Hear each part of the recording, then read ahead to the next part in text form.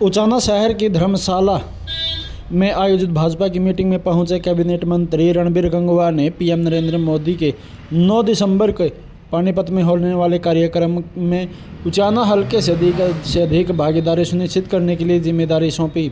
वहीं कांग्रेस पर पलटवार करते हुए कहा कि कांग्रेस पार्टी नहीं, यह अलग अलग गुट हैं, कहीं हुड्डा तो कहीं सैलजा तो कहीं सुरजेवाला ग्रुप हैं, इसलिए उनमें ऐसी समस्याएं आ रही हैं और वो अपने विपक्ष का नेता तैयार नहीं कर पा रहे हैं। कांग्रेस पार्टी आने वाले समय के अंदर और धरातल के अंदर चली जाएगी। कांग्रेस पार्टी लोगों में विश्वास खो चुकी है। देखिए पूरी रिपोर्ट। आज उचाना हल्के की मीटिंग में हमने जो हमारे पार्टी के पदाधिकारी है उनको बुलाया गया था, उनकी ड्यूटियां लगाने के लिए। देश के यशस्वी प्रधानमंत्री आदरणीय नरेंद्र भाई मोदी जी 9 तारीख को 12 बजे पानीपत में आ रहे हैं। एक तो उनका बीमा सखी के नाम से प्रोग्राम है, महिलाओं को मजबूती देने के लिए, महिलाओं को अपने पैरों पे खड़े करने के लिए और उनके बीमा के अंदर और भागीदारी करने के लिए वो विशेष तौर से आ रहे हैं। तो महिलाओं की हाजिरी भी ज़्यादा से ज़्यादा हो, इसके लिए तमाम कार्यकर्ताओं को बुलाया गया था। इसके साथ साथ जो उस दिन 2 लोकार्पण भी वो करने का काम करेंगे। एक तो जम्मू कटरा जो हमारे जो रोड जो बना है, जो हरियाणा का पार्ट है, उसका भी उसके अंदर जो है वो उसका लोकार्पण करेंगे हाईवेज का। और एक हॉर्टिकल्चर यूनिवर्सिटी है, उसका भी उद्घाटन करने का काम करेंगे करनाल के अंदर डिजिटल माध्यम से। और उसी के लिए आज कार्यकर्ताओं की बैठक लेने का काम किया है। तमाम हमारे जो यहाँ के जो कार्यकर्ता, उनकी जिम्मेदारी लगाई गई है कि उस दिन ज़्यादा से ज़्यादा संख्या में उचाना से पानीपत पहुँच करके माननीय प्रधानमंत्री जी के प्रोग्राम के अंदर पहुँच करके उनके विचार सुने। सर, कांग्रेस लंबे समय से क्यास लगा रही है, लेकिन अभी तक विपक्ष का नेता नहीं चुन पाई। कांग्रेस पार्टी नहीं है, कांग्रेस तो मैं समझता हूँ अलग अलग गुट है।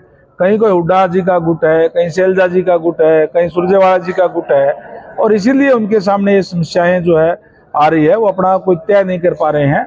और मैं समझता हूँ कि आने वाले समय के अंदर कांग्रेस पार्टी और धरातल के अंदर जाएगी, क्योंकि अलग अलग गुटों के अंदर बटी हुई है, लोगों का विश्वास हो चुकी है। दिल्ली कुछ कर रहे हैं, पैदल यात्रा के लिए, तो सरकार क्या कुछ कर रही है? जहाँ तक हरियाणा का इश्यू है, हरियाणा के अंदर तो कोई इश्यू है नहीं किसानों का। हमने 24 की 24 फसलें वहाँ खरीदने का काम कर रहे हैं। अब तक हमने सबसे ज़्यादा मुआवजा देने का काम किया है। हमने डायरेक्ट डीबीटी के माध्यम से किसानों की फसलों का जो है वो पैसे हम डायरेक्ट किसानों को खातों के अंदर हम देने का काम कर रहे हैं। किसानों की जो मांग थी कि हमारी जो शिकायत निवारण के लिए कोई न कोई कमेटी बनाई जाए, उनकी मांग के ऊपर जो माननीय हाईकोर्ट के जो रिटायर्ड जज हैं नवाब सिंह जी, उनकी अध्यक्षता के अंदर कमेटी बना दी गई है कि ताकि उनकी कोई भी जो ग्रीवेंसेस है वो सुनने का काम उनकी जो कमेटी करेगी। तो मैं समझता हूँ कि हरियाणा की कोई भी ऐसी कोई है ग्रीवेंसेस हरियाणा की तरफ से नहीं है। जहाँ तक दिल्ली कूच करने की बात है, कोई भी जा सकते हैं, लेकिन लॉ एंड ऑर्डर खराब करने की इजाज़त किसी को भी नहीं दी जा सकती। जिस तरीके से पहले जो दिल्ली के अंदर हुआ, लाल किले के अंदर, उसके लेकर के सरकार उसके बारे में सचेत है। सर, भाजपा महाराष्ट्र में चुनाव जीत चुकी है, लेकिन कांग्रेस द्वारा लगातार ईवीएम के ऊपर दोष लगाया जा रहा है कि ईवीएम है। इसके बारे में देखिए, कांग्रेस पार्टी जब 5 सीटें यहाँ पे जीती लोकसभा के अंदर है, तब तो ईवीएम सही थी, तब तो ईवीएम खराब नहीं थी। तब तो कह रहे थे कि हमने अच्छा परफॉर्मेंस किया। अच्छा परफॉर्मेंस नहीं किया, उन्होंने एक भ्रमजाल फैलाने का काम किया था।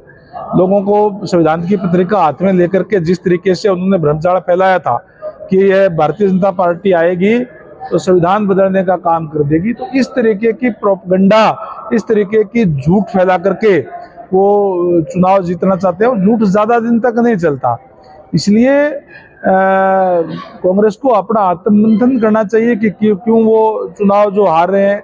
वो अपने लोगों का विश्वास खो चुके हैं। ईवीएम खराब नहीं है, ईवीएम तो सही है, लेकिन सुप्रीम कोर्ट, माननीय सुप्रीम कोर्ट ने भी ये टिप्पणी की है कि जहाँ चुनाव जीते हैं वो ठीक है, जहाँ चुनाव अगर हारे तो ईवीएम खराब।